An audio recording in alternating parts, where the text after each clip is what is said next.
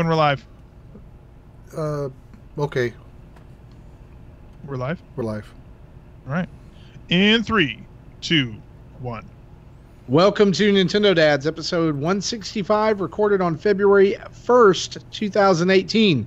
On tonight's episode, we're going to discuss Nintendo Switch surpassing Wii U in lifetime sales in just 10 months, and tons of other sales figures from Nintendo dropping this week, along with huge bombshell news that came out last night on Twitter about their online service, new apps, and a movie? Zach, cue the music.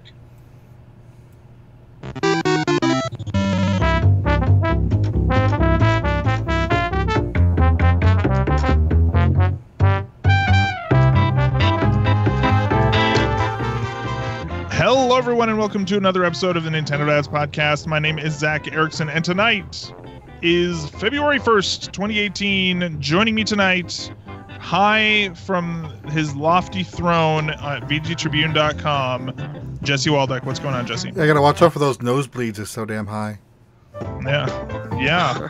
I don't even know what that means, but altitude, of course, man. Come on, you're the host of the show. How do you not get this? I don't know. Come on, man. I have no idea. Joining us as well from the land of the South, Marty Estes. What's going on, Marty? I am here on my lowly throne in the lower part of the United States. Is your throne made of porcelain? Not this time. Okay. So sometimes earlier today, yes. Nice. I like it.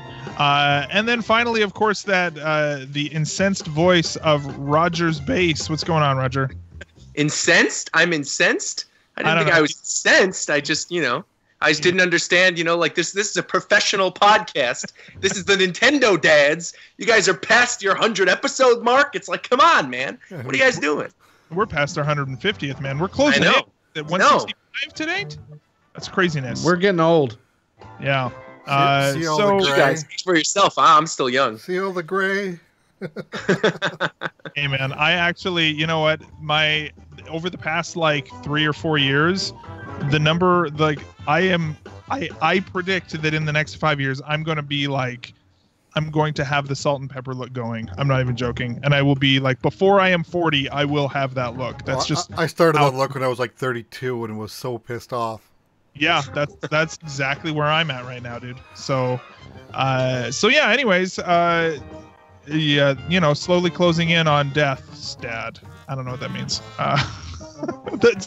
We'll workshop that title. Anyways, we've got tons to talk about tonight, so I think we'd get right into it, shall we? Let's do it.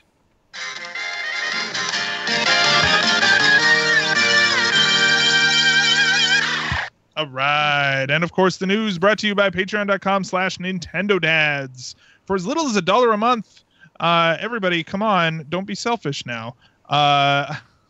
You can absolutely go over there. And when I say that, I mean, $1 a month is not a lot, and it helps support the show. And I'm not actually implying that people are selfish out there who don't support us. I have gotten in trouble for joking about that. And you guys, I'm joking. It's okay. It's so anyways, I'm going to stop. Marty, save me from myself. What's going on with Patreon? I will save you from yourself. We have 4 new patrons this week. And, so we want to throw a shout out to our brand new patrons. Let's pull up these names here. Adam, I'm going to say your name wrong. Please don't stop being a patron because I'm going to say your last name wrong. Adam, it's Goldrio. Gold. How do you say that? Goodrold. Goudreau. I'm going to say it's Goudreau, actually. Goudreau. I think Adam so. Goudreau. Jose Yong Wong and Saul Reed. And just today, Anthony D'Agostino popping in with a $1 pledge. And so, guys, thanks a lot. We appreciate you, whether we can say your name or not. Yeah, we do. Don't mind me. I'm just an old country bumpkin from down here in the South. Can't talk right. With the occasional porcelain throne. Yeah, right on. So we've got some stuff to talk about, man. So I think actually all of this stuff, all of the big things came from Nintendo's quarterly report right? Like an investor briefing thing. Yeah.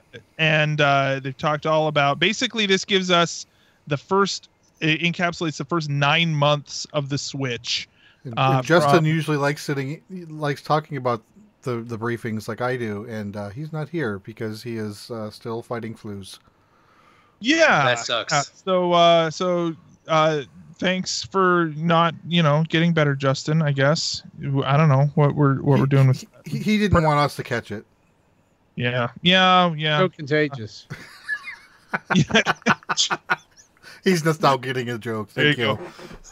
So basically, we've got a whole bunch of stuff here from the investor briefing. It's interesting. Actually, I'm looking at some of the statistics on here, and then I'm looking at the Nintendo PowerPoint, for lack of a better word. Some of these statistics are different, and so I don't know.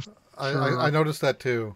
Yeah, so like for example, one of the things that's different is I saw reported that Super Mario Odyssey had been sold, that had sold 9 million copies. They have a slide right now that says sell through of 7.5 million. So I wonder if they shipped 9 and sold through 7.5. That would make sense. That would be my guess. But yeah, so basically we've got that. So I don't know, Jesse, was there anything on the sort of the financial side that really caught your eye? Like, what are some of the big pieces here? Yeah, I'm kind of flipping through it to try to remember what I thought I wanted to talk about. I do like they had a slide that kind of compares the attach rate to the top 4 Switch games compared to the top 4 Wii games, and then they remember. It's like in the second slide they remembered, oh yeah, Wii Sports was a pack-in for most of the world, so they showed the second slide with what the real sales of Wii Sports was, and taking out the pack-in. But it's still still up. It still would be the number 4 game just based on the sales alone.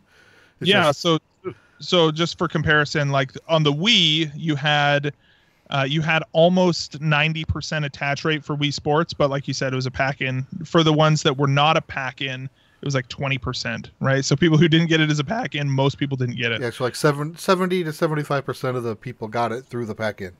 Yeah, and then Wii Play was a little under 50.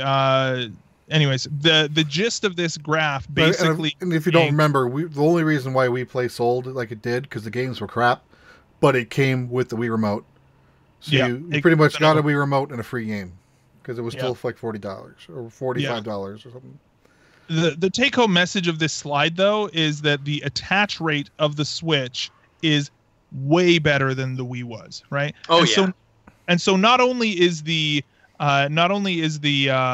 Switch doing just as good, basically, and it's kind of hard to look at these graphs, like especially on an audio podcast, right? But right now, the Switch and the Wii are about neck and neck for sell-through data. What you need to realize is that the last little bit of the Wii, though, was right as the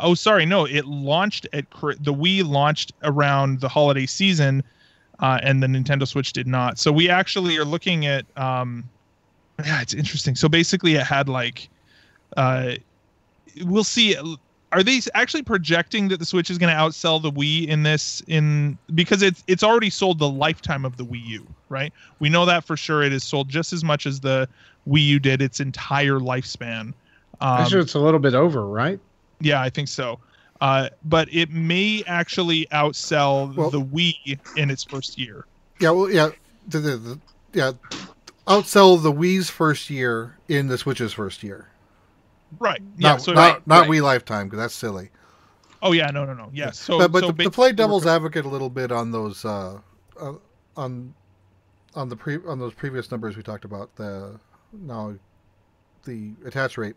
It is easier to have a high attach rate in its first year versus the 7th year of a system. Yeah, yeah, for sure. And some of those ones that had a really high attach rate, which actually really is just saying something about I saw a lot of Wiis. I think a lot of Wiis, the reason they were successful was that Blue Ocean's, like at least that they shipped the hardware units themselves. The reason was because they had they were shipping them to like nursing homes and stuff like that. Like it was a Wii Sports machine for a lot of people who bought it, and they didn't buy it for anything else, right? Whereas for the Switch, people are buying it because they want to play all the games that are on the Switch. They want to play all the Nintendo stuff. They want to play Breath of the Wild and Mario Kart and Super Mario Odyssey. Like they want all of them. And I think that is, that's really the secret to the success of the Switch so far. And obviously the handheld side of things as well, right? So yeah, because they have three games that have outsold 6 million units. Breath of the Wild, Mario Kart 8, and Odyssey. Yeah. And of course, Odyssey doing that in only 2 months. And Splatoon is already at 4.5 million, and Xenoblade, which came out last month, is already past 1 million as well, which is huge considering that's a very niche JRPG. So yeah, totally, yeah, absolutely. And so basically, this kind of gets us to one of the first ones that that they talked about as far as news moving forward.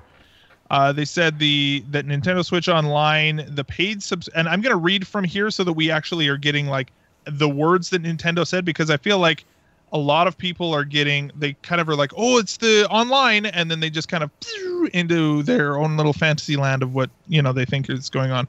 I saw a funny tweet. I retweeted it last night. That was like that Reggie's like said. It's like Reggie says, oh, and we never said the words virtual console, and the internet basically is like, all right, virtual console, super excited, right on. And then he's like, no guys, no virtual console. All right, I'm so looking forward to playing some retro games, some virtual console. It's like, no, like and it's funny because if you actually go back, not once has Nintendo ever said the words virtual console and Switch in the same sentence, right? Like I think, like, to be fair to the internet, when we say virtual console, what we mean is, hey, let us play old Nintendo games on the Switch. We don't care if you call it virtual console or you call it something else. But right.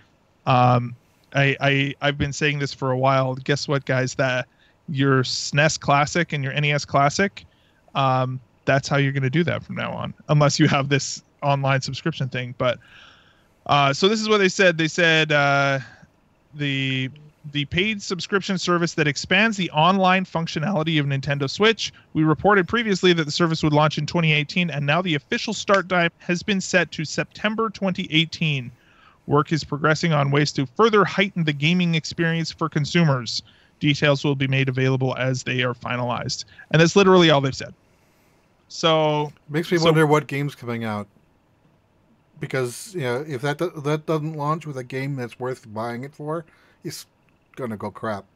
All right, well, that's the whole thing that the Game Explain guys were talking about earlier, is that they think it's going to launch with Smash Brothers, but I just don't see that happening. I can't imagine Smash Brothers being this early. Which I think was one of my predictions for this. Yeah, I can see them doing it if it's a port, right, or like a definitive edition or something like that. Which was not one of my predictions, by the way. Right, or like if it's or maybe a better way of saying that is like if it is a sequel, like Splatoon 2 is a sequel, where it's a sequel, but really, let's be real for a minute, it's like Splatoon 1.5, right?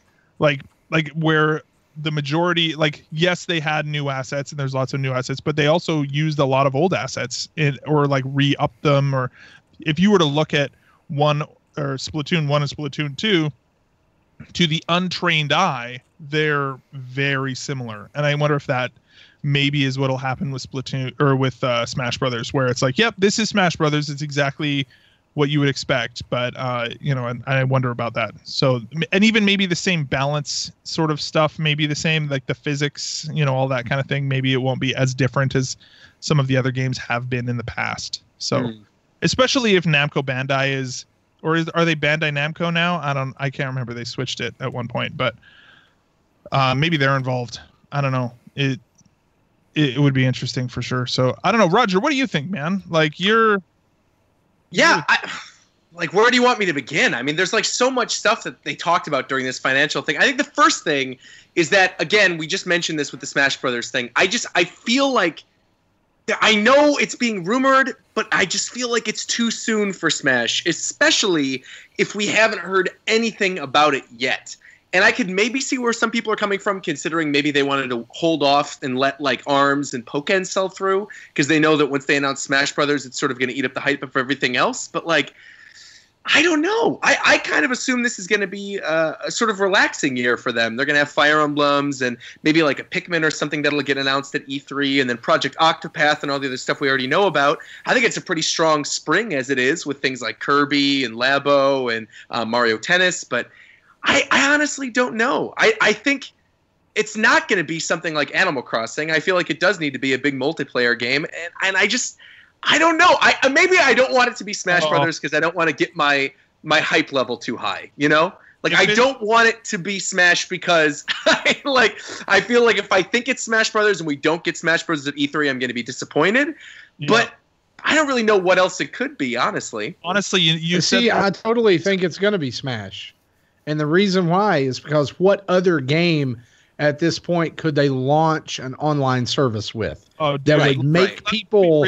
That would make people sign up en masse. I'll tell you what it is. It's I think another actual Roger, you dismissed this earlier, but I think Animal Crossing is a pretty big candidate. Because I think Animal Crossing is likely that we'll probably get that this year. I think it's more likely we'll get an Animal Crossing this year than a Smash Brothers, considering the lead up with Pocket Camp and everything. But I don't know. I just don't think that that's exciting enough for a lot of the hardcore gamers that are out there that would probably be paying for this service. Yeah, that's true. And well, I do think that there are like this. It could very well tie into the online subscription though, because they've said that the app is going to be connected to the console version of the game. Like they've been saying that forever. Well, and so have they? I know they said it early on, but I don't know if they've ever said it again. Well, I don't think that they haven't had any sort of announcements to like confirm like that, like.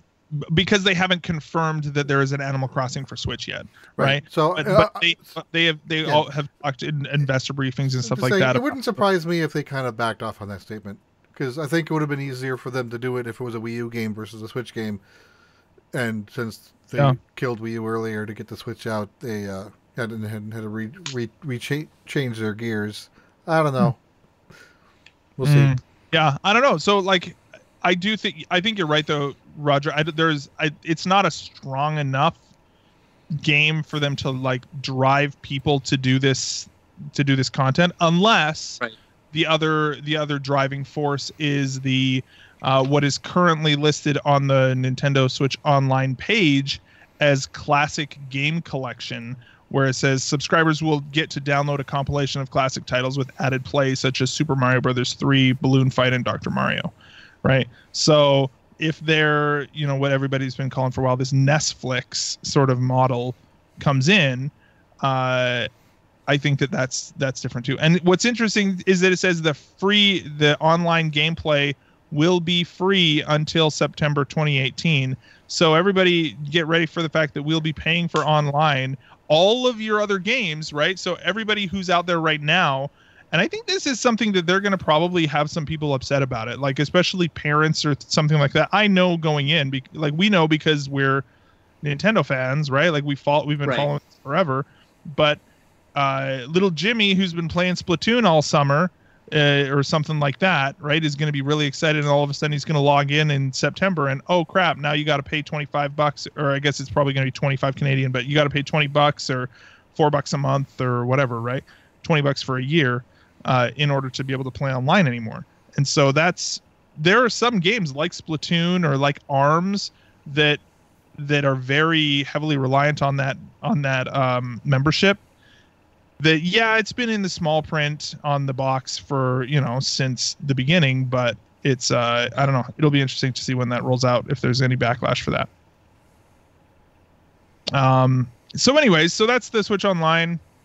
Labo is the next thing. They talked about that. Roger, when you went to that thing, did they show off Labo stuff, or was it just the software? No, that's going to be a different preview event. I think it's happening sometime in March or April. The one I went to had Kirby, Bayonetta, Faye, Owlboy, and Dragon Quest Builders. So I played all those games. Did they have Mario Tennis? No, they did not. No Mario Tennis yet. No, I haven't tried Mario Tennis yet. Cool. So, you know what? This is the part of their announcement where they start talking about all that stuff. What do you like? Do you want to talk about that right now? And instead of what we've been playing, I figured now, you know what? Let's do it now. Yeah, sure. Yeah. So what do you want to hear about first? Yeah. Because I played a lot. I want to hear about Kirby. All right. So first and foremost, I'm not a huge Kirby fan. I've never been a giant Kirby fan. I really liked Kirby 64, though. I liked being able to combine your powers. I just like the look of Kirby 64.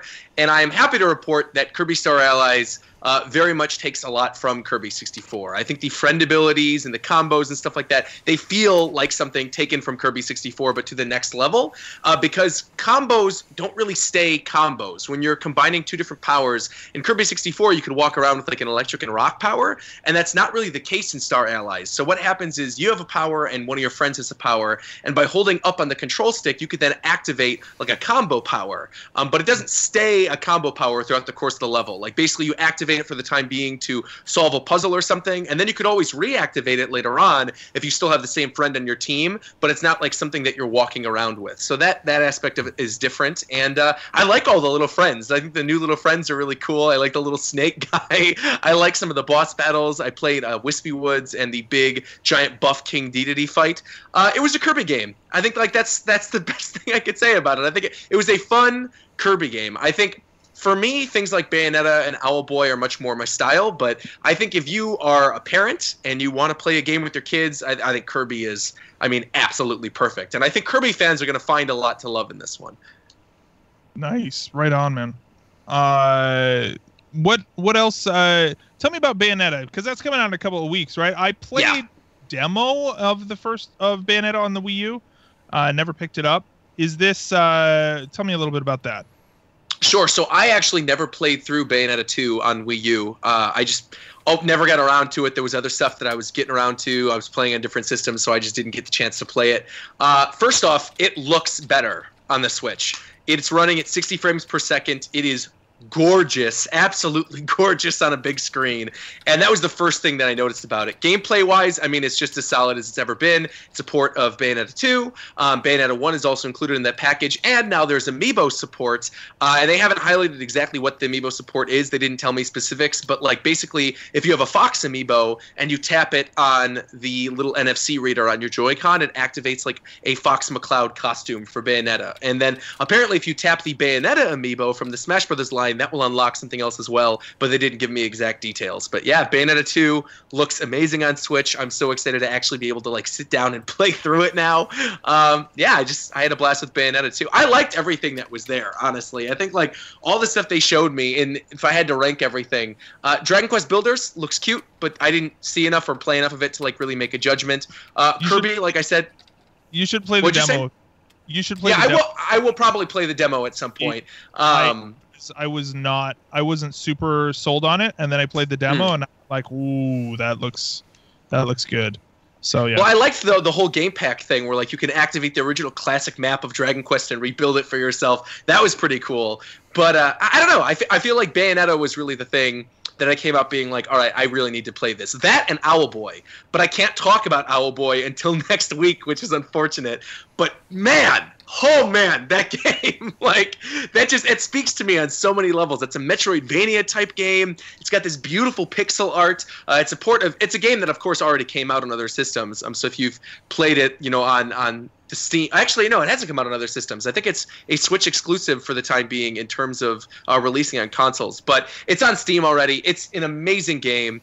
And yeah, I'll talk more about like how it ran on Switch and stuff when the embargo lifts next week. Which makes it weird that there's an embargo in a game that's already out. Right? That's what I felt like too, but apparently they're being very strict about it. So, and then Faye was also really neat. It was this bizarre sort of like wandering through the forest and singing to creatures type game. It's very different than I think what you'd expect from it if you watched that initial trailer. But there'll be footage of that and stuff out next week too. So, yeah. Interesting. Right on, man. Very cool.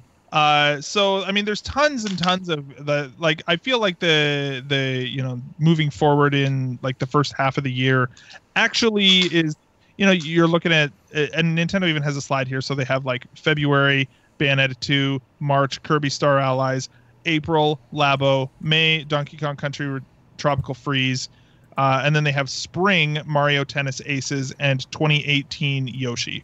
So, it's a little bit. We'll see. And Roger, I'm interested on your take on this too. But like, given what is announced so far in 2018, are we like setting ourselves up for disappointment to say like E3 is gonna knock our socks off here? Like, that's kind of how I feel about the Smash Brothers thing, right? It's like, I don't want to set myself up for disappointment. And I know a lot of people firmly believe we're getting Smash. And like, I'm happy that so many people believe that, because that probably means it's much more likely if everybody else is sort of getting the same vibe. But like, to me, Smash Brothers would be my year, right? If Smash gets announced at E3 and that comes out in September, like literally nothing else matters this year. Smash is my absolute, above all franchises, favorite franchise of all time. And if we end up getting, you're right though, in how you kind of said before, like if we were getting Smash this year, we would probably already be hearing about it. Right? There would be this huge build up to it. And so that leads me to think that maybe we are getting Smash this year, but it's just Smash Brothers Deluxe. I mean, I've been saying that for a while, is I think like Smash Brothers Deluxe is probably what we were going to get. It's only like with time that I've believed that we weren't going to get that. But now with all these rumors that, it's probably Smash Brothers for Nintendo Switch with, running off of the Smash 4 engine, just with like new content with some new characters and, some new stages and stuff from the 3DS game.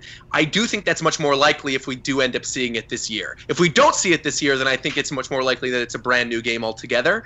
And I kind of would want that. I do want it to be a new game. But if it ends up coming out this year, I mean, like I said, it's still, regardless of whether or not it's support or whatever, I still think that would overshadow all the hype of everything else for me. Totally. I'd love to. I mean, they could totally just do like the deluxe version this year, or the, have like one, have that Smash art from the Wii U and have like one side of it be red and one side of it be blue, and like it's blending together, and then be like, we're going to put out a new one in a year.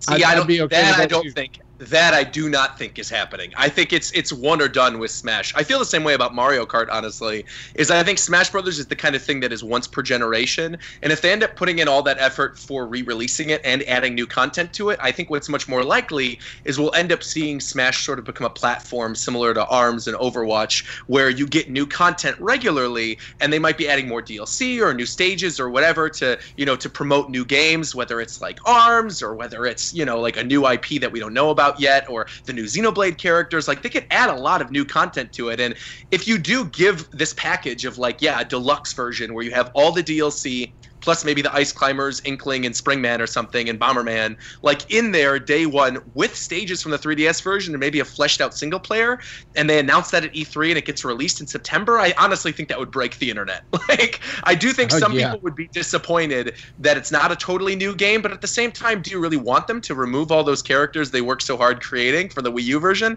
No, just build upon it, like add more stuff to it. Again, like, I'd be cool with them reworking certain characters, or maybe adding like a champion Link with like sort of a reworked Breath of the Wild type moveset, or even like maybe not a new version of Mario, but like I guess they kind of already have Dr. Mario. Like, add a Cappy Mario, add like an Odyssey Mario or something who's in one of the Odyssey costumes that throws Cappy. Like, I'd like to see stuff like that. And I think the best opportunity of seeing like Cappy added to the moveset or whatever would be for a new game in that franchise. But at the same time, if they end up doing like a port version and they end up adding, stages from Odyssey or whatever, I'd be happy with that too. It's just, I feel like, I don't know. I don't want to hype myself up for Smash Brothers. And again, this would not be unprecedented if Smash comes out this year, right? Because Smash Melee got announced that E3 in 2001 and then ended up coming out later that year.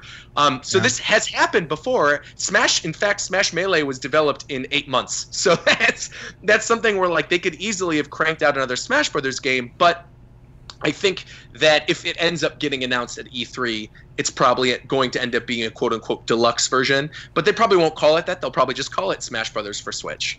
Yeah, for sure.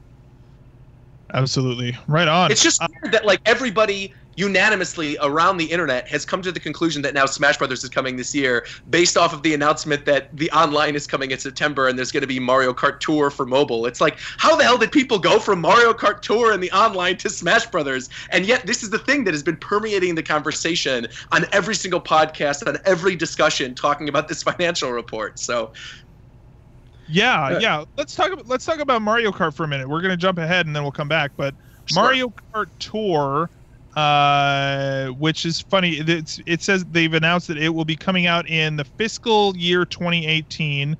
In fact, they've got one slide. Here we go. I'll read it.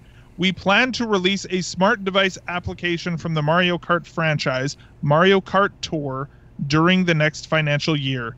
We will announce more details at a later date. That's it, right? Which means April 2018 to March 2019. So don't expect this anytime soon.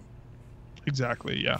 And so, yeah, I don't know. Like I'm not gonna lie. I am getting really. This is gonna be my pessimistic side coming out here. Like, I am getting really bored of Nintendo's of the mobile applications, right? Like, and I don't know if this is something that I can get super excited about, just because it like I feel like it's gonna end up just being like a tilt controls Mario Kart game. Like, is that what we want? Yeah, this is exactly why it got announced, and I was like, oh. Well, you have to remember, I've never played a good racing game on my phone. Right. You have to remember, you just said you're already getting bored of the mobile stuff. All this mobile stuff isn't really marketed to us. Yeah, that's true. I also think that this isn't going to be what you expect. I talked about this with Josh, and I talked about this with Game Explain. I don't think this is going to be a gyro motion controlled Mario Kart game. I think it's because Nintendo has been very clear about all their mobile experiences being controlled with one hand. Where if you look at Mario Run, if you look at Fire Emblem Heroes, if you look at Miitomo even, and if you look at what was the other one? Pocket Camp. I forgot about Pocket Camp. Oh well. But all of those games, you hold the phone with one hand. Yeah, you hold the phone with one hand and you control it with another. And I think you need to sort of expect something similar from this Mario Kart game. And I don't think it's even necessarily going to be racing. I think it could be something where like the game is like customizing the carts, and you maybe manage the carts and then send them off on races, and the races automatically happen. And you almost like bet coins on the races or something like that. I don't think it's going to just be like characters racing. And I think it needs to be different enough from the rest of Mario Kart. I mean, it does. I'm not saying it sounds great, but I'm saying that that's more likely what it's probably going to be if it's only with one hand. I don't know. I just don't think it's going to be like motion-controlled racing. I think it's going to be something very different than what people are expecting. And even if it is racing, I don't think it'll be like – I don't think it'll look like the 3DS games or like Mario Kart 8 or something. I think instead it might look like the top-down racing mode from like Kirby Air Ride, where you sort of were looking at the map from the top, or maybe like a pseudo 3D thing similar to like the original Super Mario Kart. But I really don't think it's going to be like a traditional Mario Kart game. Mm. I would be cool with like a 2D racer, almost like Excite Bike. Changing lanes with one hand while it constantly accelerates. Or even like, what if it was Mario Kart drag racing? Where you just hold down the accelerator and you see how fast you can go? I mean, I could see that, actually. Yeah, you customize your cart and you hold down with one finger and then you race. I would be okay with that.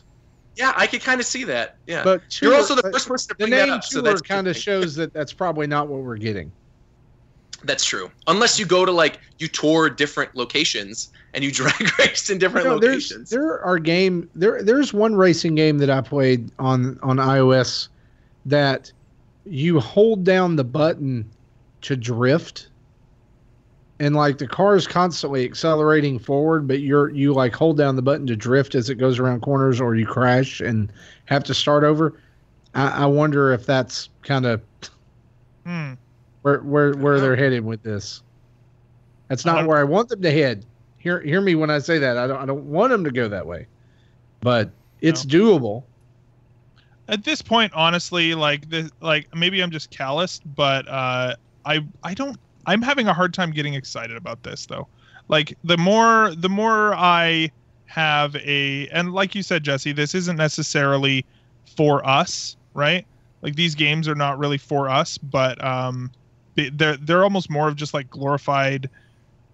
This is going to sound really callous, but like glorified advertisements for the Switch and for the actual games that Nintendo wants them to be playing.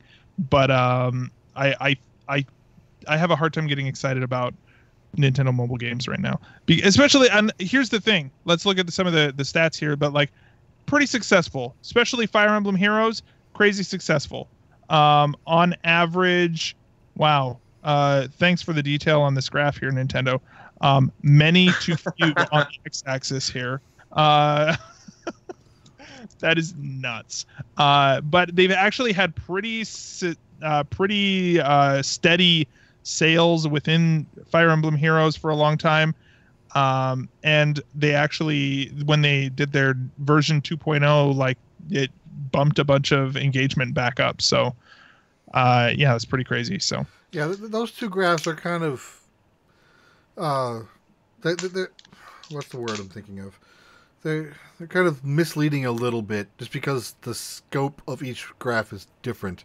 One is monthly active users, which shows the up and down, and the other is lifetime sales, which will never go down because you'll never lose money.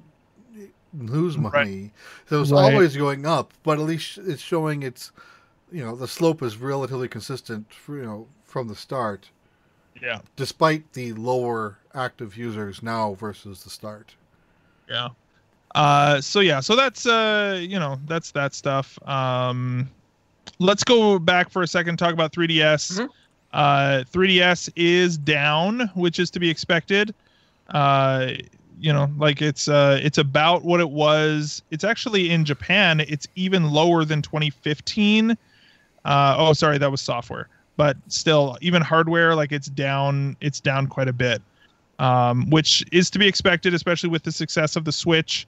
Also, you need to remember that last year, part of the reason that the 3DS may have done so well, especially software-wise, is because Pokemon Sun and Moon came out, which was, I don't know what percentage of 3DS sales or the software sales were because of that, but definitely a big thing here. So to keep in mind is that, but 3DS is down, and I think that's normal. I think that's okay for the 3DS to go out at this point. It's right? It's dying. Well, I'm gonna be right. I think that what's important too is that Nintendo is able to then now come out and say, hey guys, it's okay. Hey investors, it's okay if we let this thing die. Right. Whereas if they come to the investors and people are still buying it, then they got to keep putting it out and they got to keep supporting it as long as people are buying it to a certain extent.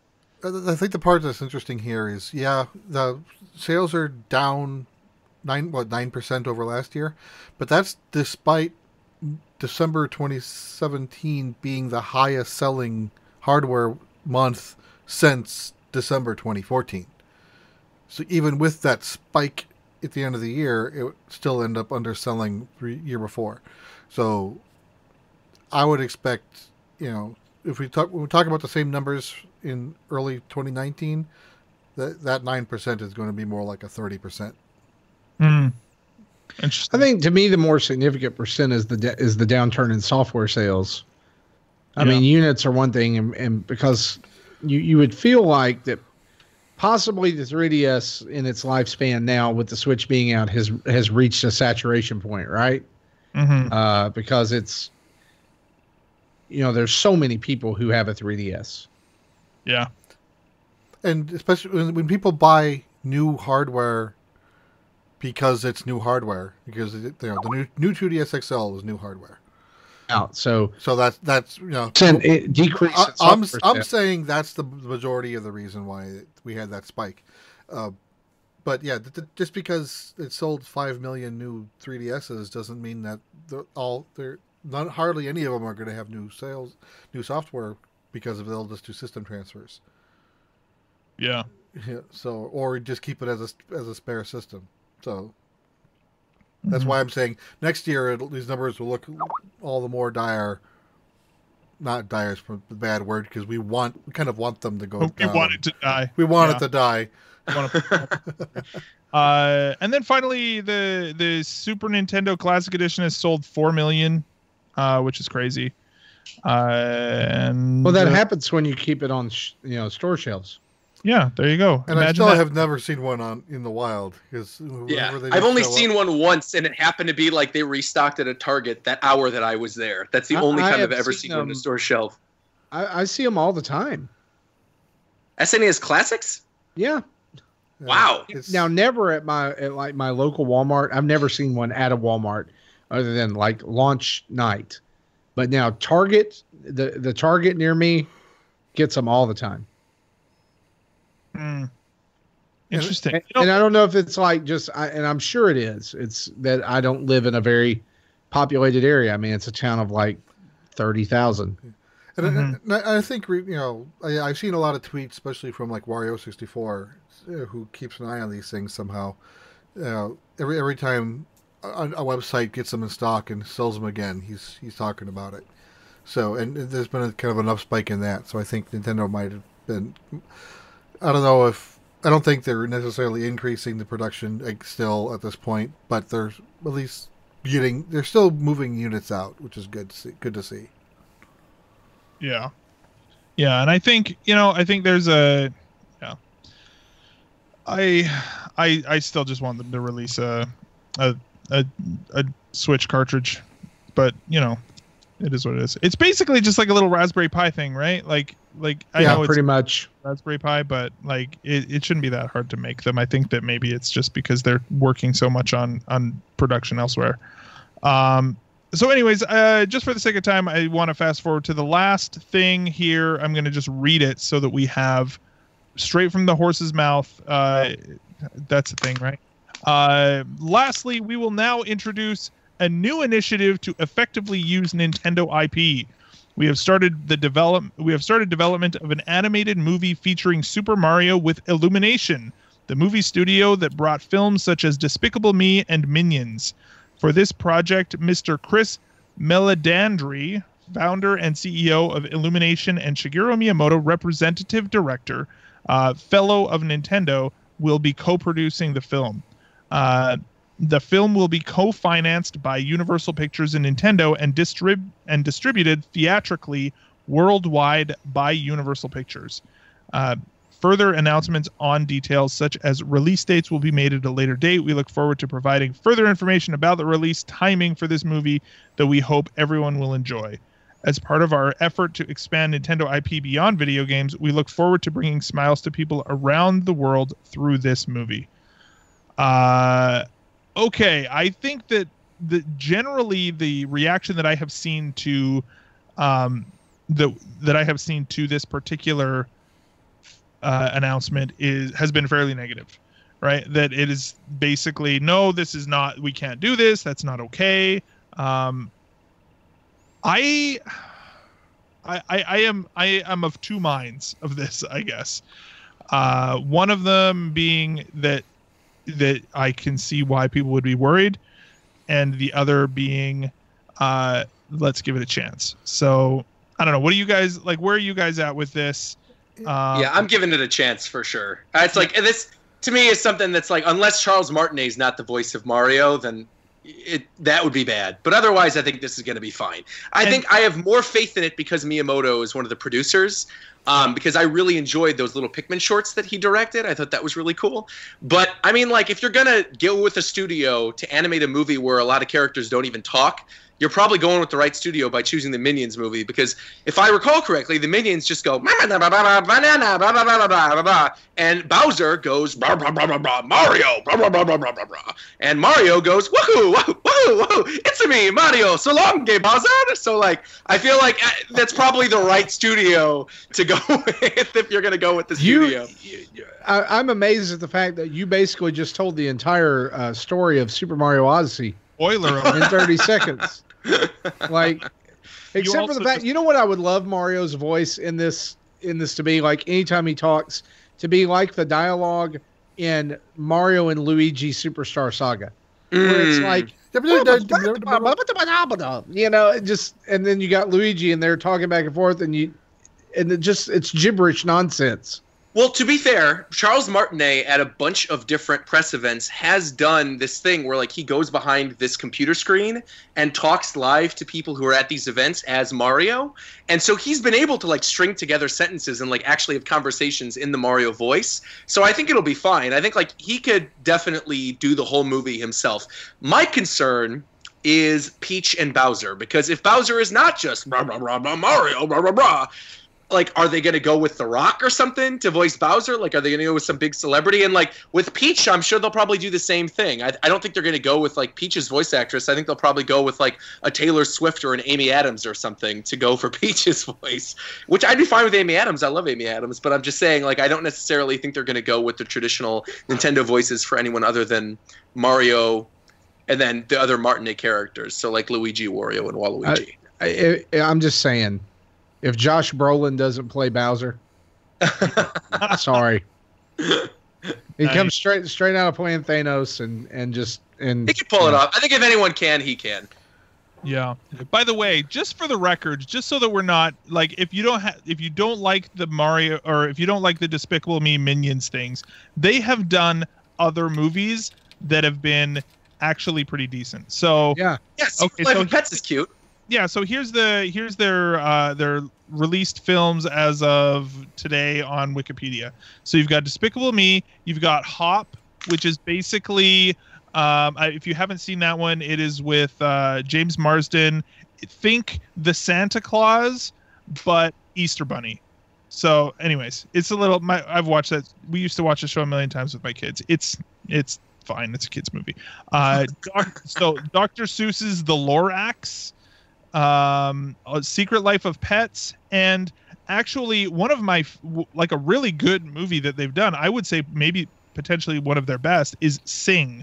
If you haven't seen that one, it is about a basically it's a musical that it's got, like, Matthew McConaughey in it. It's got what's the Seth MacFarlane? Yeah, he's the voice of the little mouse, right? He does, like, his crooner thing, which he's got like crooner albums, right? Like, sounds like freaking Frank Sinatra. He's amazing. All sorts of stuff like that. And then Despicable Me 3, which came out last year. They also, I didn't realize they were remaking The Grinch. Did you guys know this? Yeah. I did, fortunately. Is doing The Grinch. Here's the thing. I think that most people, the reason they have reservations about this is the biggest issue is the voice acting, right? I don't think it's that they make that they've made these movies or that they did the Minions or anything. Because, I mean, who are they going to get to do it? Disney? You know, Disney's not going to touch it. So the basic thing is, like, don't screw this up. That's what I keep seeing. Don't screw this up by casting, Ryan Reynolds as Mario. Here's a question. Because it literally, I mean, you have a character whose vocabulary has been, 12 words? At tops, Right. And all of a sudden you're going to try to make a movie around him, and the fear is they're going to ruin it. Yeah, well, and here's the thing that I think everybody needs to get their head around too is, like you said there, Marty, is that Mario's voice and Mario's entire persona was kind of created around, basically when he moved from 2D to 3D into Mario 64, right? And his entire voice, just the exact same as Link, right? Was that he was very you wanted the player to project themselves into the character, right? And so there's some hope or whatever, but it's the joyous sort of thing, and it's just enough to give him some character, but not to be an actual person per se, if that makes sense, right? Like, yeah, it does. Right, and I think that it's important that people going into this be open-minded, because if I have to listen to an hour and a half of Charles Martinet giving dialogue, I may actually pull my own eyes out of their sockets. Like, I might go crazy, because that is funny and cute in very small doses, but I really hope that, like, I don't know if that's the best choice. And not only that, but like there's something about like, I don't know, like the stereotypical Italian thing maybe isn't the greatest idea. I don't know. Like on one hand, I like maybe it for me just comes down to like does anybody really want to see a Mario movie? Like actually, you know what I think they should just take the cartoon version of the Super Mario Super Show. That was actually a really fun version of those characters. And so like we've seen it done before, and I don't with the animated piece, and I don't necessarily, it doesn't have to be Mario from the video games in order to be really fun and enjoyable. So well, I don't know. Like, who's saying that he's even going to talk? I think he'll probably talk. I can't imagine them doing I don't think Nintendo would allow that for them to just like have him make a bunch of weird grunts and stuff during the movie. I don't know. He has to talk. Unless here's something to get you excited. Here's what'll happen is that he doesn't talk, but he is alongside a live action Neil Patrick Harris. Oh my. And that is the Mario. You've been watching too many Smurfs movies. Yeah, there you go. Yeah, that was a different studio, but that's what's happening. Right. So, other than voice of Mario, does anyone have any like favorite voice actors they'd like to see voice any role? Doesn't matter what the role is. Just I've got 3 voice actors in mind I'd like to see be a part of it, but I was wondering what other people have. I want what's his name? Is it David Spader? No, not David Spader. Oh my gosh. Ultron. James Spader. James. Oh yeah. I want him to be Bowser. Yeah, small difference between there. Yeah. I want Maurice LaMarche to be the voice of a Goomba stack throughout the course of the movie. And that's funny because another guy that's very familiar with Maurice is Frank Welker. Oh yeah. God. I would love him to have some kind of role in this. Like he could be Nabbit. Well, he could be anything. I mean, like if you go back and look at his catalog, of voice acting, Yoshi, dude, that'd be perfect for him. Yeah. Yes. I love his turn as Megatron. I mean, I think that was, and Peter Cullen too. I would love to have the role, but I mean, I don't know if it would just be like, hey, that's Optimus Prime as a Goomba. Only no, you have him be a Koopa, like just a Koopa Troopa, and then he's just like roll out and then spin. Yes. Let's make it happen, Nintendo, right now. Oh yeah. Boy. Right, yeah, so that's the voice actors I have in mind are John DiMaggio. John DiMaggio. John DiMaggio would be great. Bender. Yeah, Bender. He would be incredible. Yeah. Oh yeah, there you go. Tara Strong, like for like a Peach or any of the other female characters, and Will Friedle, just because I've been a fan of him ever since Batman Beyond. I don't care what he's in as long as his voice is in it. Nice. Right on. So I don't know, like high hopes, low expectations, right? That's the Nintendo Dad's mantra. I think that is a perfectly, it is possible that it's going to be good, and that's about all we can do. And I think Miyamoto supervised or produced or whatever some really great shorts a while ago. They were denim shorts. No, that's not what I'm talking about. Like short films, the Pikmin ones, right? And I don't know if you guys saw those, but they actually were really great short films that were all about the Pikmin, and it was really fun. I think that, like, given that context, seeing the Pikmin shorts and then seeing the Minions specifically, I can see why, like, the tone of those two things specifically, I can see why they would think that was a good fit. And so if anybody is worried about this, go and watch the Pikmin shorts. You can download them on the 3DS, and they are like super, they're in 3D if you watch them there. I wonder if they're on YouTube. Maybe they are, but they're pretty good, and I think that'll give you a good idea maybe of the direction they may be thinking for Mario 2. Like the same kind of thing. It probably will be pretty pretty true to Mario if I'm not kind of mistaken. The problem I had with those Pikmin shorts is because there is no one talking. Mm. They get boring kind of quick, at least for me. And that's only a 5-second long thing. Like, imagine if that was a full movie. Right. That's one of them was almost 10 or 15 minutes. I didn't even try to watch that one. The construction site one was pretty long, but I mean, if you have the people behind the minions who are really good at maybe the pacing of that kind of slapstick comedy, then maybe they'd be a little bit, they'd be a good match there. So I don't know. All right. Well, any final thoughts before we head into what we've been playing? I don't think so. No, I think that pretty much covers it. I actually need to bounce though. Yeah, I need to bounce. But thank you so much for having me, you guys. I'm glad I was actually able to talk about everything I wanted to talk about. I just didn't realize this was going to go on so late. Yeah, no worries, man. Yeah, you got life. So sweet deal, dude. All right. Take care. Thanks for having me, you guys. Thank you. Bye. All right, bye-bye. All right, so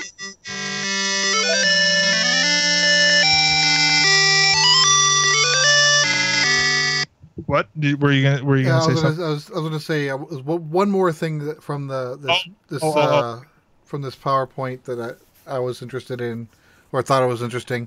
The Animal Crossing Pocket Camp. It's like the player base is like 78% women. Yeah, that was interesting. I'll be honest, stuff like that I find,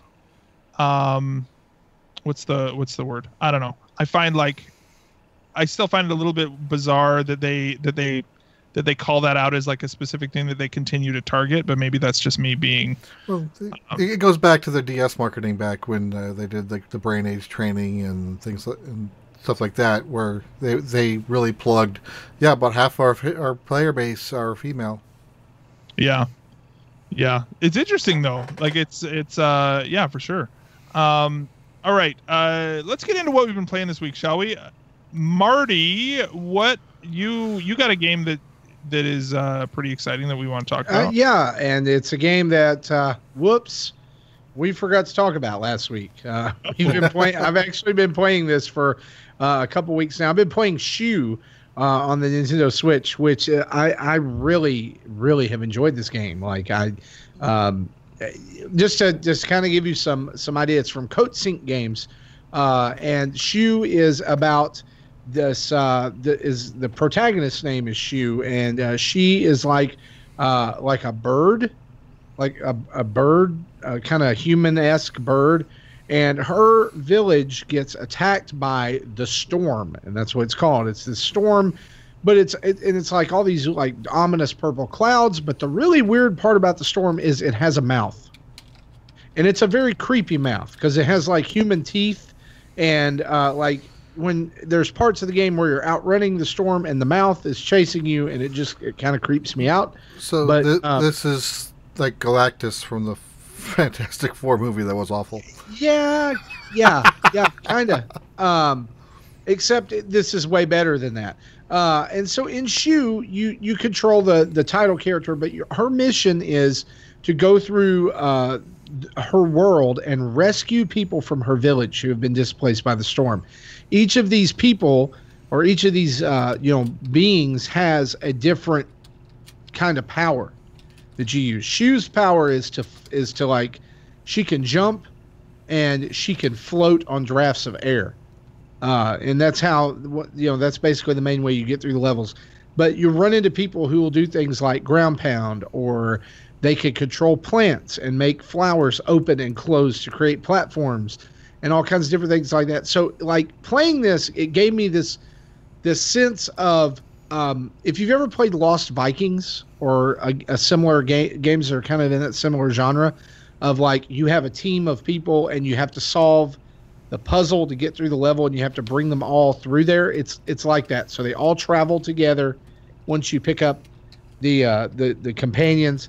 And then once you get through 3 or 4 stages with them, usually when you have to outrun the storm, there's going to be a part in every section of the world where you have to outrun the storm. And when you get to the end of that, this guy in a balloon comes down and he takes your companions away. He takes them to safety, and so Shu continues to go on and rescue more.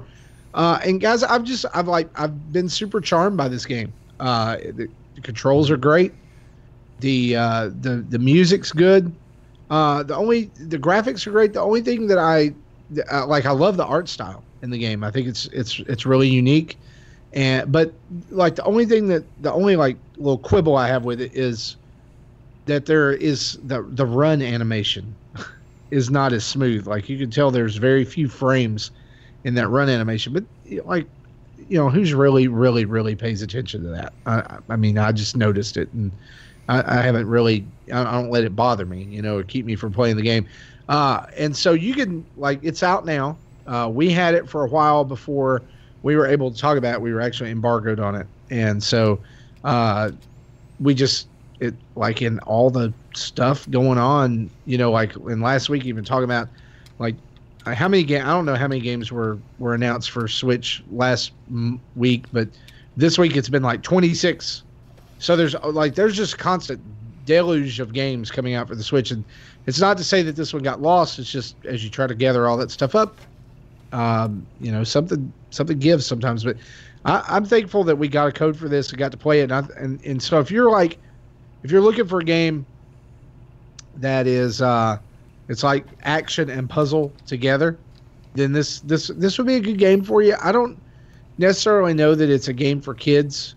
I mean, I think they can play it, but I get really frustrated during the running parts because it requires some really precise platforming and some really, like, you have to know.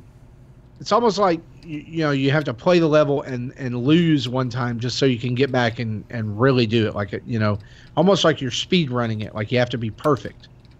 And so that's kind of been frustrating at times, but overall I've had a great experience with it.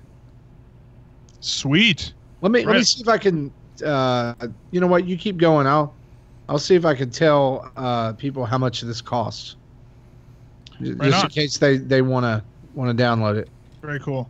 That's awesome. Right on, man. So I have been. Well, first off, I got the Hollywood version of Oh Sir and played a little bit of that. We talked about it from last week. So one of the things that I failed to realize is that the Hollywood one does not have the same the sort of like like we talked about it, the Britishness of it, I guess. And so it's very like it's basically playing on a bunch of different Hollywood tropes. And so there's Gandalf in there, so you kind of get like the bumbling wizard idiot guy, like whatever sort of thing that you would expect from that, from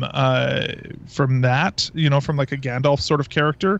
But it also has like Samuel L. Jackson. What do they call? I can't remember what they call him. They call him like the mother flipper or something. I can't remember.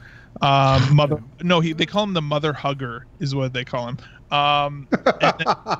There's like I like the one named Dirty Potter. Dirty Potter, yeah. It's a Dirty Harry and Harry Potter.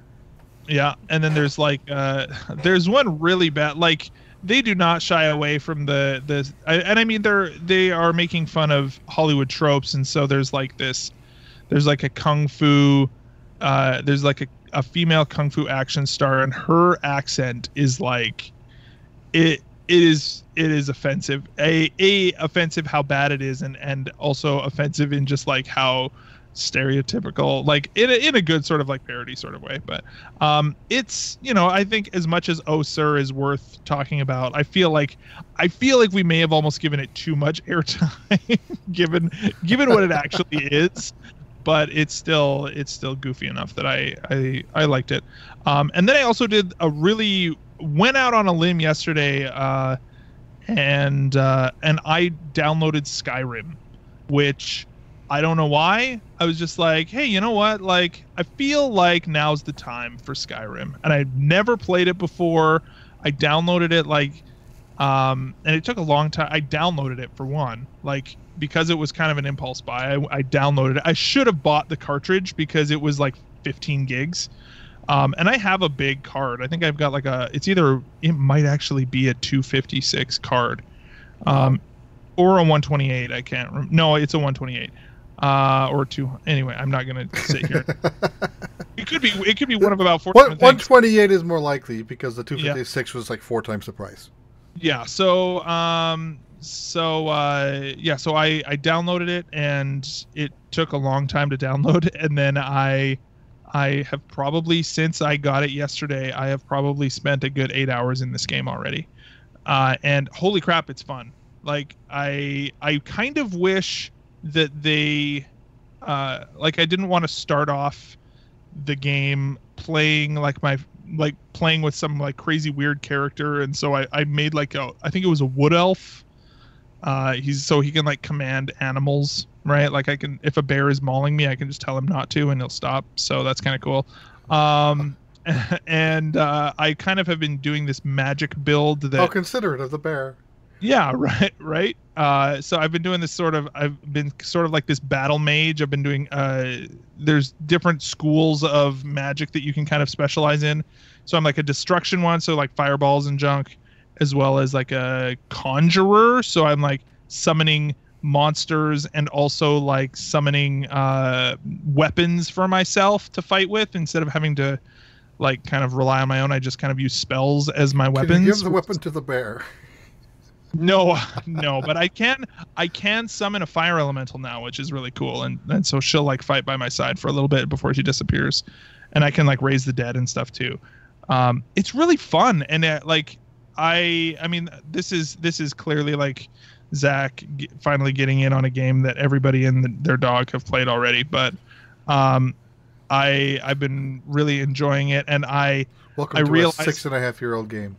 Yeah, exactly, right. And it was funny because the game starts, and I know right away, like it very quickly tells you, yeah, you can steal that thing, and you will be stealing it. And I was like, oh man, I got to do that. Like the urge immediately was like, I got to start stealing stuff. I got to start like being the bad guy. What happens when I'm the bad guy? And so the first thing I did was I stole, like they introduce you to the very first, like after you escape when the dragon like attacks or whatever, this guy like welcomes you into his home as like a refuge, and yeah, use my forge, use all this stuff. And I'm like, and then he has like this stuff that's like, yeah, you can steal that if you want. And so I steal like a helmet and a sword, and all of a sudden it says, oh, you now have a bounty on your head. And I was like, oh crap. And the guy starts chasing after me, who like I stole his sword. He's like, oh no, I have to defend myself. And I kill this guy. I kill the guy who's attacking me, and eventually I get like arrested and have to go pay the fine. But then I come back to the town later, and the lady's just like, you should be ashamed of yourself or something. Like she's just like giving me the cold shoulder. I'm like, oh, this game is so like, I feel bad now that I killed this. I made this poor woman a widow. But it's super fun. It's I really am having a good time with it. So Skyrim, kids, what year did this game come out? Like 2011. 2011. 11. So it's like a 7-year-old game that I'm sitting here talking about. But if it's really fun, and it's a beautiful game on the Switch. I think that's something to say too, is that the translation here is, I am not having the same feeling that I had with Doom. Whereas with Doom, it got muddy, right? And you had to kind of push through the muddiness, especially in handheld mode. Skyrim does not have that problem, right? Skyrim, and maybe it's a panic button thing. I don't know, because panic button didn't do this port. Somebody else. Who did the port of Skyrim? Was it actually Bethesda? Yeah. I don't know. Because I don't think that it was panic button. Anyway. So that's that. You know, I mean, Skyrim's awesome. Marty, you've been playing this game too, still, or? Yeah. I'll go back to it every now and then and put in like 30 minutes or so. I've just got a ridiculous amount of games to play, and I just I can't devote a large chunk of time to a role playing game. I have to play something else every now and then. Like I have to divert away and have a Mario or Gungeon or whatever. Oh, Gungeon still continues to be amazing. By the way, I keep playing that. So that's basically all I've been playing. I actually didn't, other than like yesterday and today, I actually haven't played a whole lot of video games today. In fact, I'm pretty sure we have like review codes in the mailbox that I probably could try, and I just like haven't yet. So that is that. Jesse, what have you been playing, dude? So I've still working on the Pick a Pix Deluxe. I've been talking about that for the last few weeks. They put out 3 new smaller DLC packs that are like $2 each. One that has 45 smaller puzzles. One is 30 mixed sizes between small and large, and then one that has 30 larger puzzles. The largest only being 20 by 20.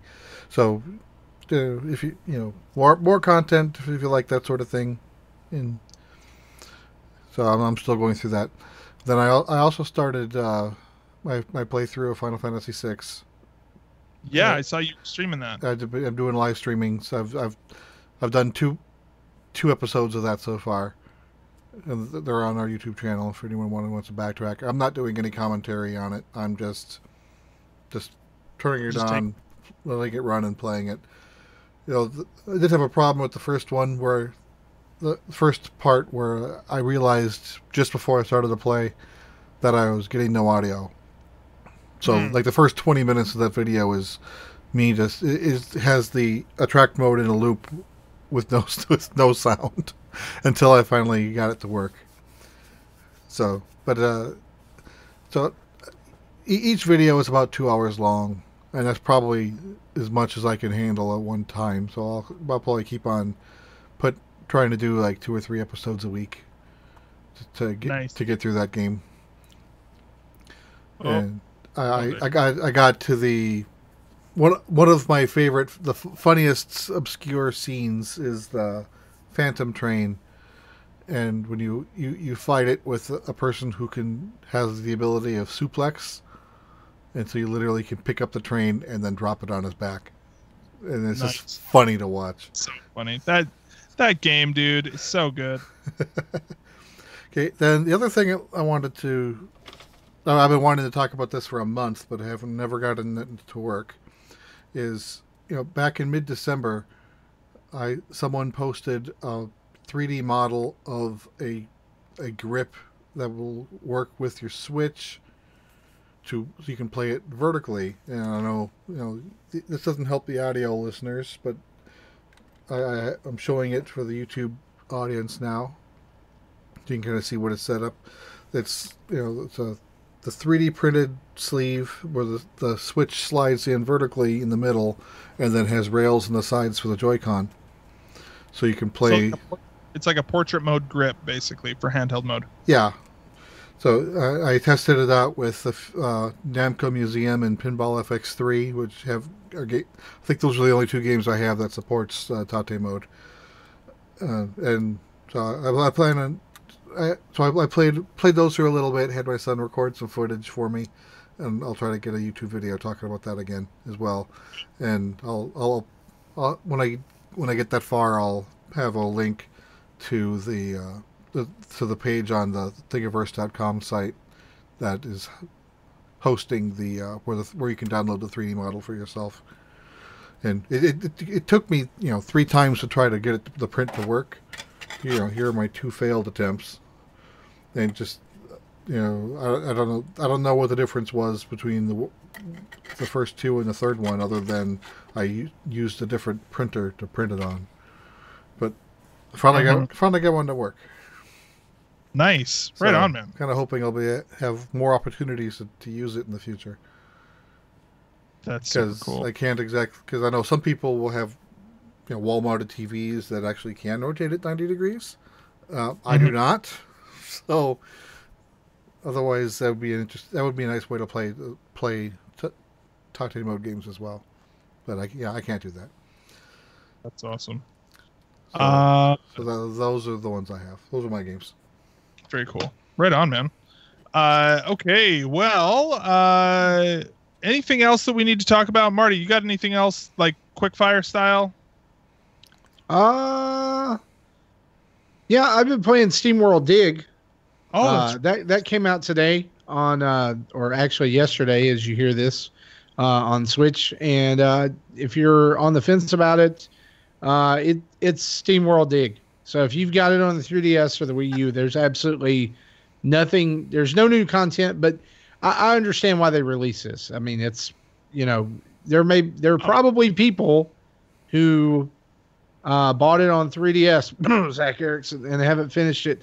Or played it on the Wii U and you got rid of your Wii U and you'd like to go back to it. But the only thing about it is, if you've already played SteamWorld Dig 2 and you haven't played the first one, it's going to feel like a step backwards to you, of course. Yeah. It does. The game is definitely showing its age at this point. Yeah, I played the original game on the PS4 when it was new, and then played Dig 2 on the Switch when it was new, and then I tried going back and replaying Dig 1, and it's rough. Yeah.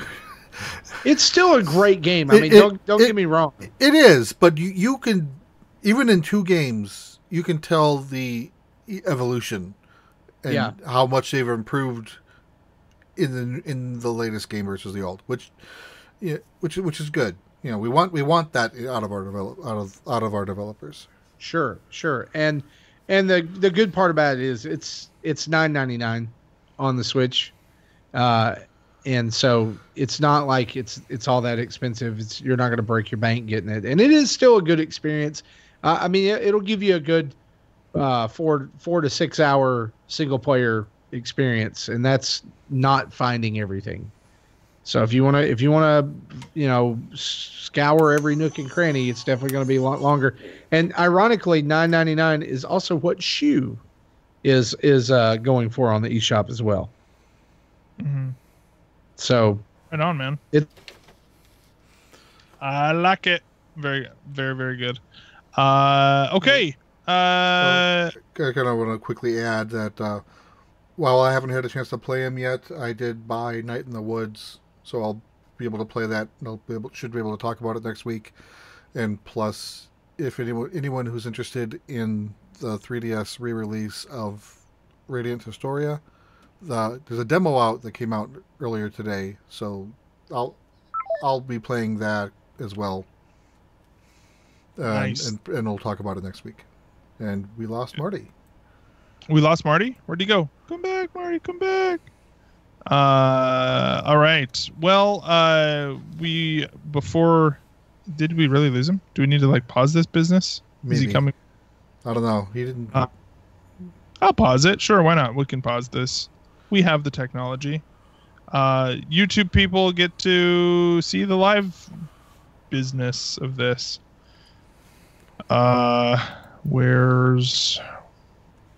Anyway, with that, here's should we find some intermission music?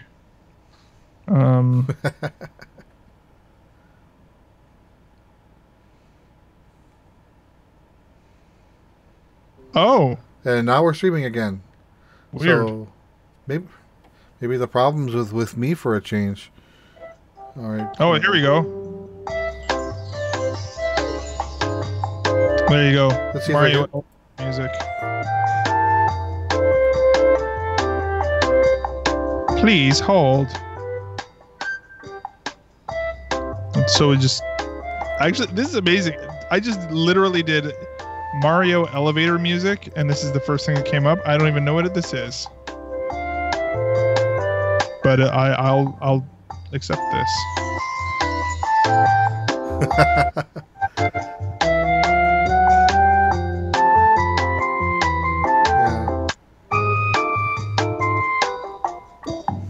Hey, chat room, what's up?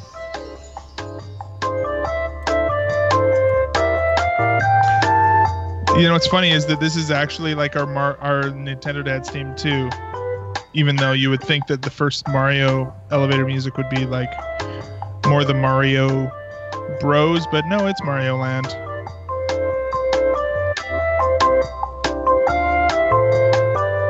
Says his internet has gone down.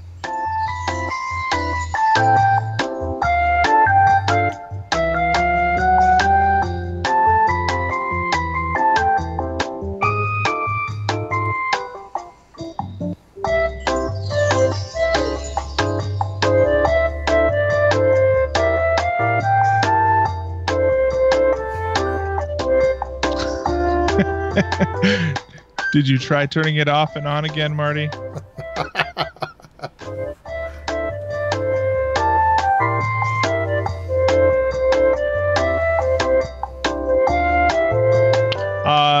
This might be a good time to ask for questions from the chat, if you guys have any questions for us, by the way.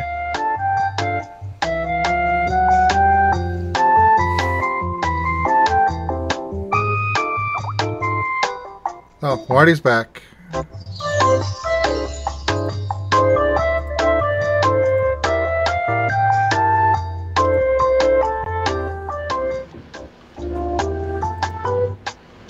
Hello? Hello.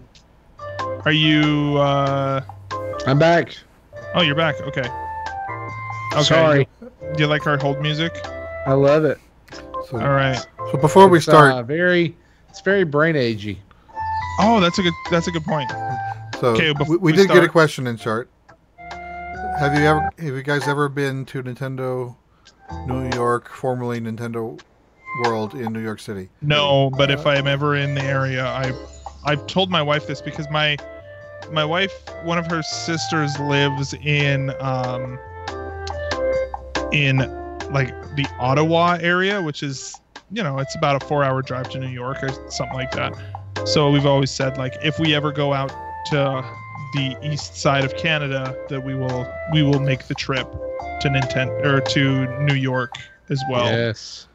And then go to the New York store. And she's like, "Oh yeah, I want to go to Broadway." And I'm like, I literally will drive like all that way just to go to the Nintendo store. Yep. Yeah, I hate New York so much that I'm even if the Nintendo store is there, I'm okay with never setting foot in that city again. It's just too crowded and too loud and too noisy. Yeah. Because I've been into that area twice on work trips and hated it. I spent over a year and a half in the Philippines where everything is insanely crowded all the time. I feel like New York would probably be kind of like that. Yeah, I'm glad that the actual business meetings themselves were in our Connecticut office, which is, of course, you get there through flying into New York. Yeah. So getting in and out was a pain, but once I was out, I was happy until I had to go back in to fly home. Yeah. All right, I'm gonna kill this music and we can start again. I'm actually just gonna jump right into mailbag if that works. Sure. All right. Yeah.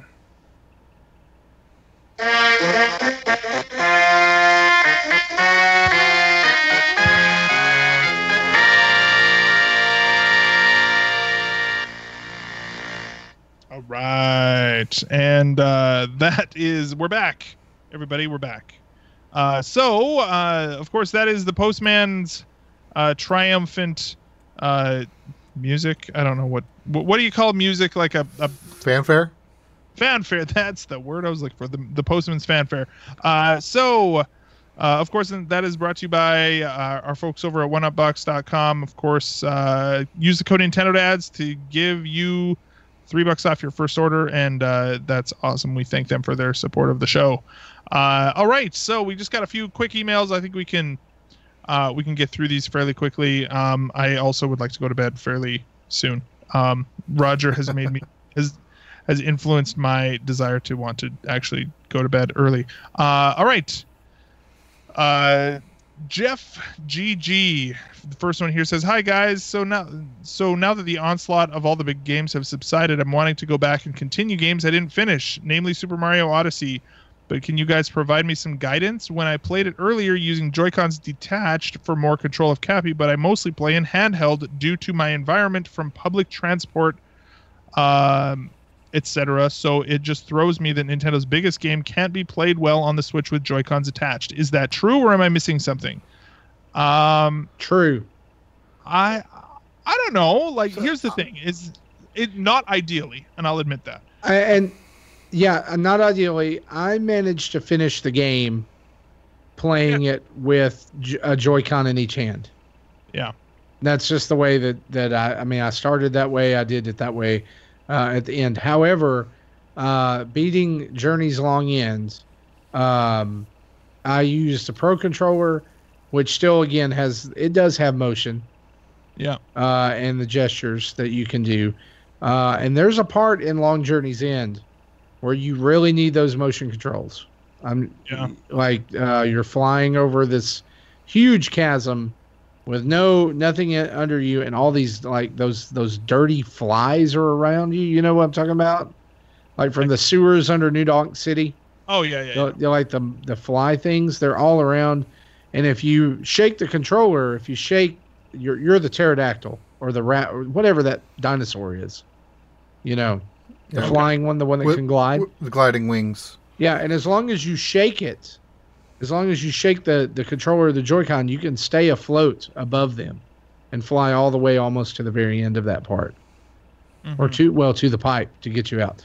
So, yeah, I mean, there's like, it does, I mean, you can do it because I've tried it, but like shaking your Switch, I don't recommend that.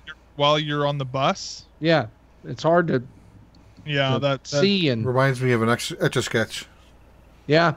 Yeah, I don't think there's a great way. I mean, there are some things, like for example, the circular hat spin thing. You can, if you there are ways to do some of the moves without using motion controls. For example, that spinny hat move. If you do the spinning top, basically just spin your left stick until he spins like a propeller, then throw your hat, then it does that move. What I found works, even if you're in handheld mode, just kind of give it a little flick. Go, boop, yeah. And it'll do the spinny hat. Yeah. There are some things that you can't do, like throwing the hat vertically up or vertically down. I don't think you can do that in handheld. You can't do that at all. But yeah, I played the majority of the game handheld and was fine with it. Of course, I didn't finish the darker side and stuff like that. The up and down hat throw, I didn't even know that was a thing until I'd beat the game. Right. Yeah. So a lot of these things are completely optional, but if you know how to do it, it does help things. Just like the diving into the cap, I didn't have that mastered until after I beat Bowser. Like that would have been so much helpful if I knew this earlier. Sure. Yeah.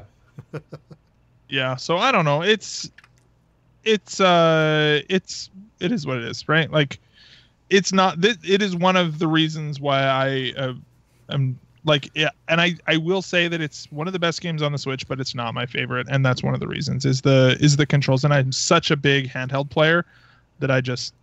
It's an issue. The base game is definitely playable without all the extras, but if you're going for all of the 880 stars or moons, you're gonna need to do I think the Joy-Cons detached to get to do some of the things that are required.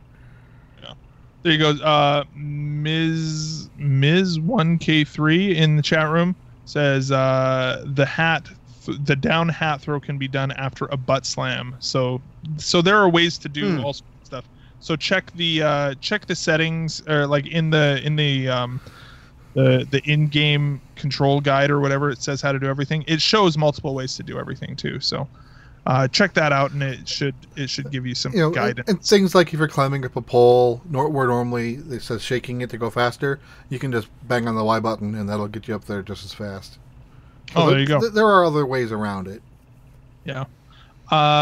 Cool. So next up we've got, so thank you, Jeff GG. Next up we have Mike from Vancouver. Says, first off, great shows. Keep up the great work. Here's my question. I may sound like a sap, but have you ever gotten emotional over watching a trailer for a game? Every time I watch the third trailer for Breath of the Wild, I get all teary-eyed. The music is so epic, and seeing Zelda cry into Link's arms, especially the Japanese voiceover, breaks my heart. Not to mention watching the YouTubers' reactions brings on the waterworks as well. What about you guys? Mike, I kind of wish Roger was here right now, actually, because I think he'd be the one that has the most animated answer.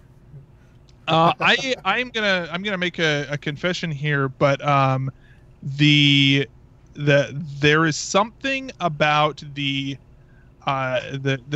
moment, and this I think is why I love superhero movies more than just about anything, is that there has always been, even since like when I was like in high school or whatever. See, I'm gonna make you guys feel old again, but like when Spider-Man 1 came out, and when I was in high school, there was something about like the music in that movie that was just like the moment in any sort of like hero's journey where the hero like rises up and steals himself or for, you know, the great trial ahead and you know, that sort of thing with the epic music. I tear up every time, like every time, every single like movie that kind of thing happens. It is inevitable that I get this like lump in my throat. I'm just like, yes, you know, sort of. I get really, really so absolutely. This absolutely happens to me. Any sort of thing, again, where it's kind of speaking to the. This is going to sound really like stereotypical, but like the human experience of like rising above and finding the good within yourself and overcoming self-doubt and you know, making a difference and all that sort of stuff. Like that really always speaks to me, and I totally agree, Mike. So I don't know about you guys, like Jesse, I know just balls all the time. So, you know, that's he's just a crybaby. But anyway, I don't know. What about you guys? I'm not ashamed to admit that the Mega Man 11 trailer brought me to tears. There you go. Yeah, man. And I think it speaks to the human need to kill your enemies and steal their stuff and use it against the rest of your enemies. That's awesome. Oh, I love it.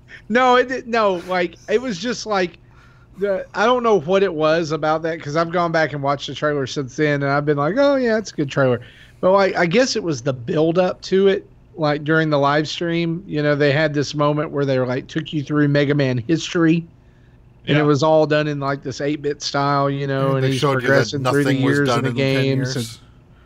And then it got to 2018, and it was like question marks and nothing, and then I was like, wow, that's. And then the new hit, and I was like, oh my gosh, you know, it was like, you know, my world shattered and waterworks and much fist pumping, such elation. Very happy. That's so good, man. Yeah, I don't know. I don't think there's anything, you know, it's funny. I had a conversation with a client this week about how especially for dudes, there's this idea, and I think it's kind of going away. Hopefully it is. But just this idea that like emotions are for the ladies and not for guys. And I'm just like, no, I do not subscribe to that at all. I think it's totally fine. If you want to cry in a Zelda trailer, then eat your heart out. I think that there's a lot there. And I totally agree about like the Japanese voiceover for Breath of the Wild. It's so much more emotional, and it's really, really good. I really like it. So, yeah. Right on. Final one here. I didn't get to answer yet. Oh, sorry, Jess. I answered for you. No, that was my bad. Well, I don't think I've ever gotten emotional over a trailer, but kind of like the closest thing that would have happened to me was any piece of music that is just brings positive thoughts and memories. You know, so, you know, it's not necessarily limited to video game music, but any music. Like some examples would be like Final Fantasy VI, the Opera House scene. There's some themes from, definitely themes from Zelda, from the Dragon Quest title screen will do that. And I'll just get like these shivers or chills. Chills, yeah. Yeah, and, you know, the Animaniacs theme song will do that to me. It's just, you know, so just various other weird, even, okay, you know, Zach, cover your ears, but the end song of Doki Doki Literature Club also does the same thing to me, because it's so that cool. So various just musical themes will do that to me.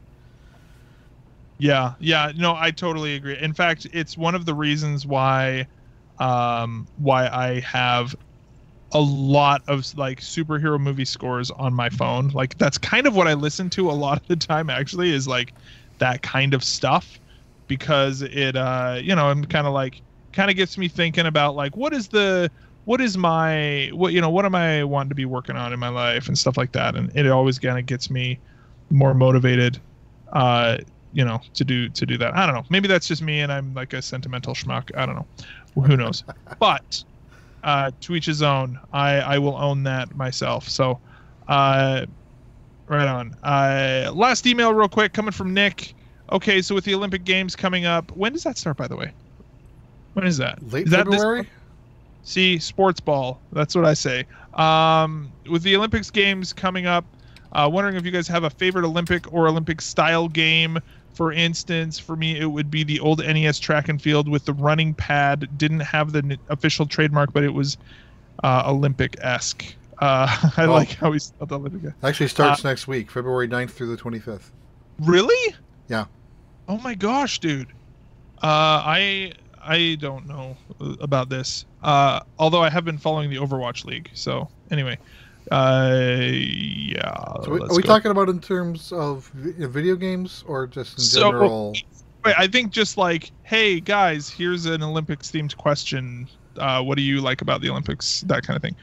So as far as actual like Olympic sports, things that I enjoy watching, I am Canadian, so I do enjoy watching some hockey. I thought you were going to say curling.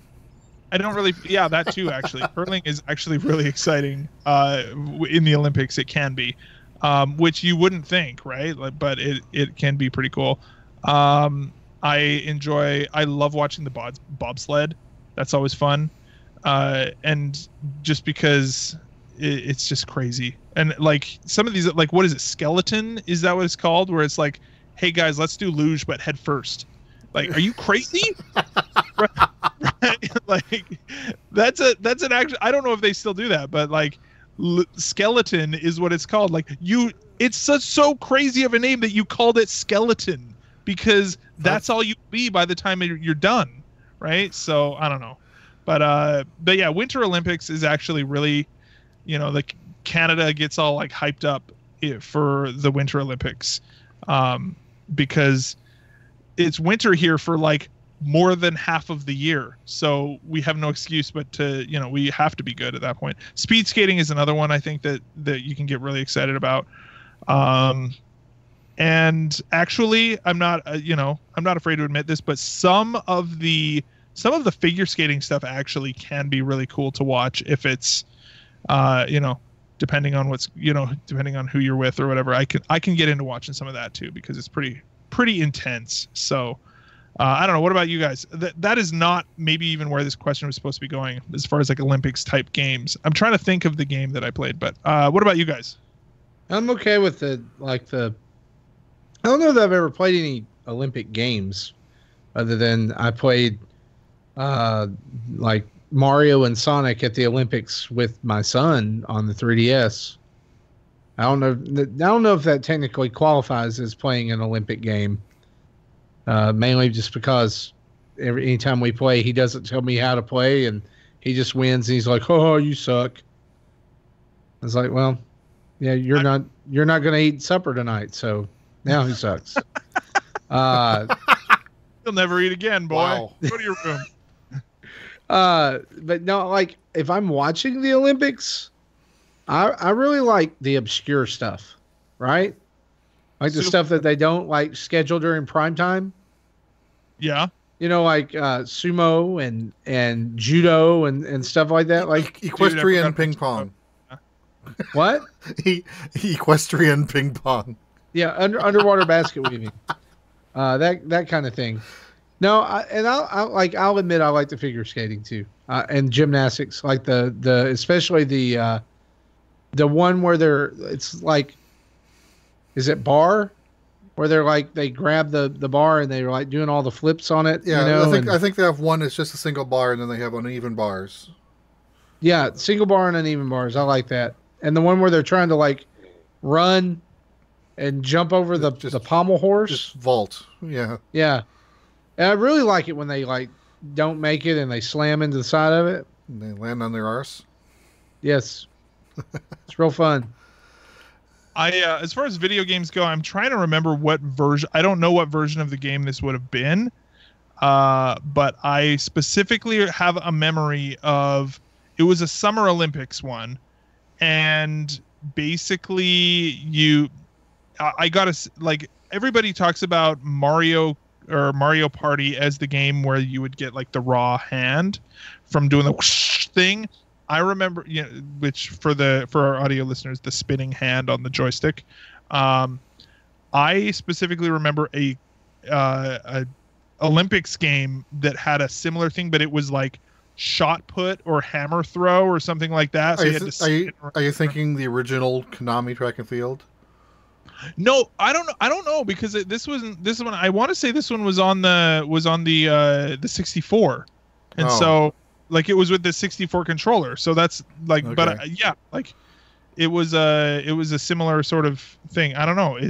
It was interesting for sure. And I do also remember playing.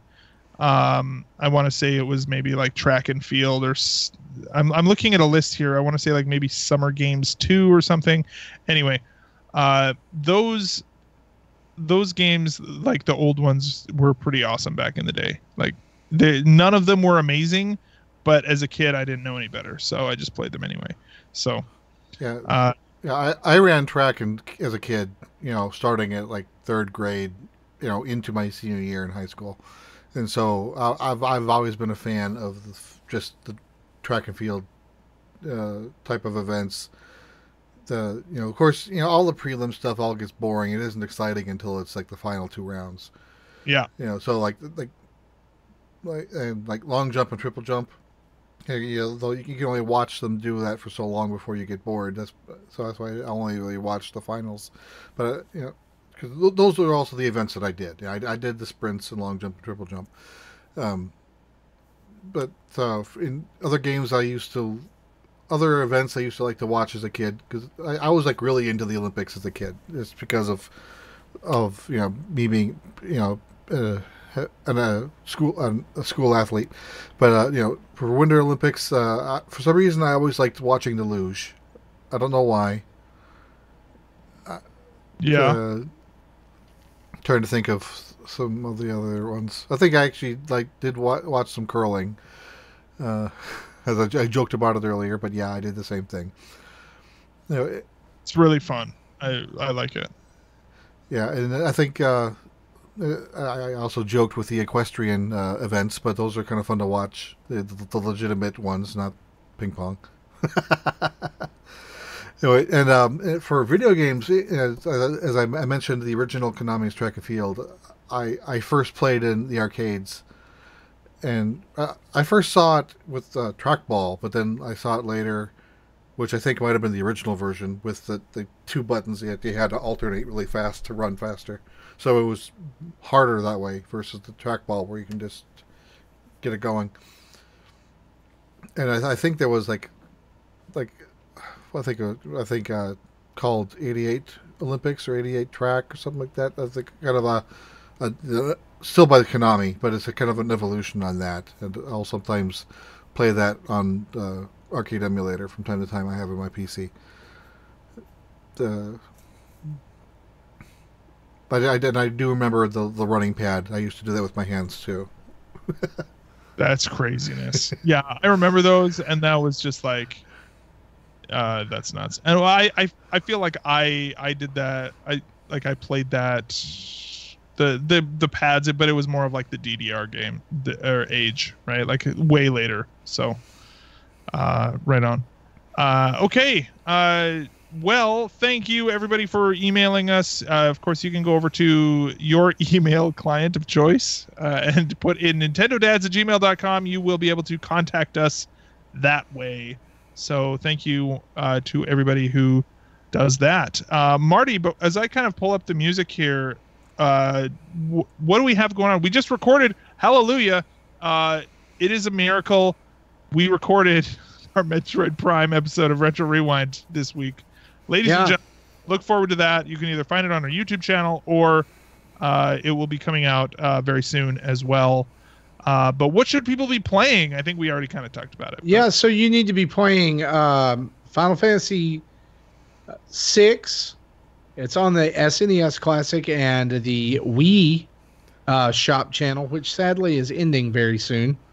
I may already have. Yeah, someone put as a comment to my first part of the video saying, "This isn't Final Fantasy VI. This is Final Fantasy III."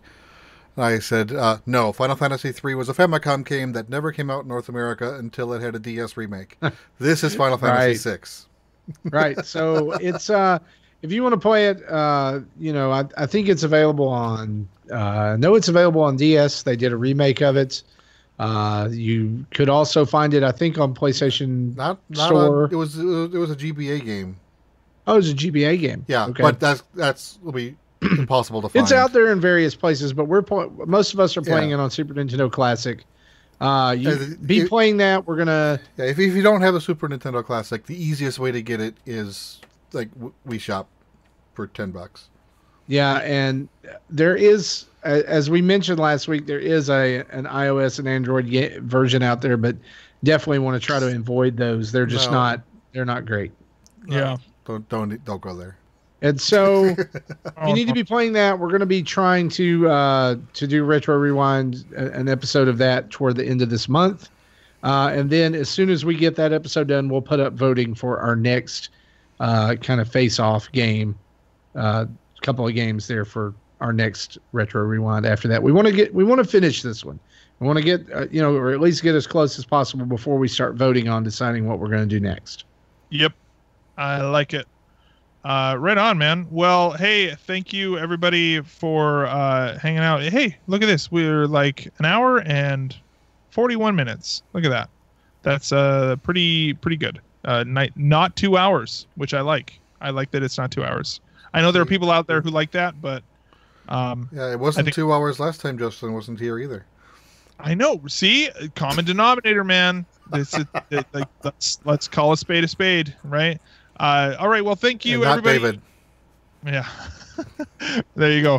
So thank you, everybody, for tuning into this episode of Nintendo Dads. If you want to follow us on all of the social medias, you can do so on Twitter, Facebook, or Instagram at Nintendo Dads. If you want to email us, head over to nintendodads@gmail.com. That's how you get a hold of us. If you want to watch our videos, you can go over to Twitch or YouTube. Look for Nintendo Dads. You will find us. Call in and leave us a voicemail at 929-25-NDADS. That's 929-256-3237. Huge thanks to OC Remix for our music throughout the show, as well as to both Carter Johnson and Adam Leonard for our amazing artwork. And if you want to change the world, go over to iTunes, leave us a 5-star review. Written reviews are even better. And if you want to subscribe, you can go to iTunes, Stitcher, Google Play, and, of course, VGTribune.com. For me, for Jesse, for Marty, for Roger, and for the missing Justin, we'll see you next time. Bye-bye.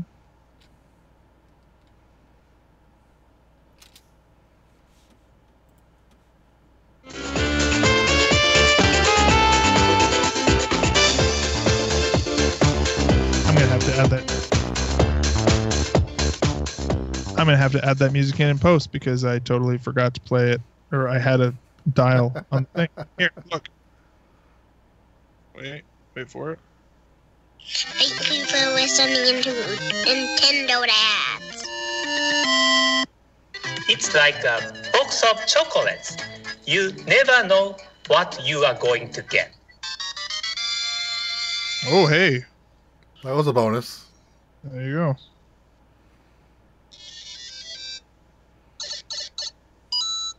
All right. We got a lot of stuff over there we don't normally use. I know. Well, it was a playlist on my phone instead of this one was the big one, right? Like, that's a good one, man. What is that? That is from Link's Awakening. Oh, is it? I was gonna say that's a Game Boy sound chip if I've ever heard when it. When you get an item. Yeah. All right. I'm gonna. Whoops. Hang on.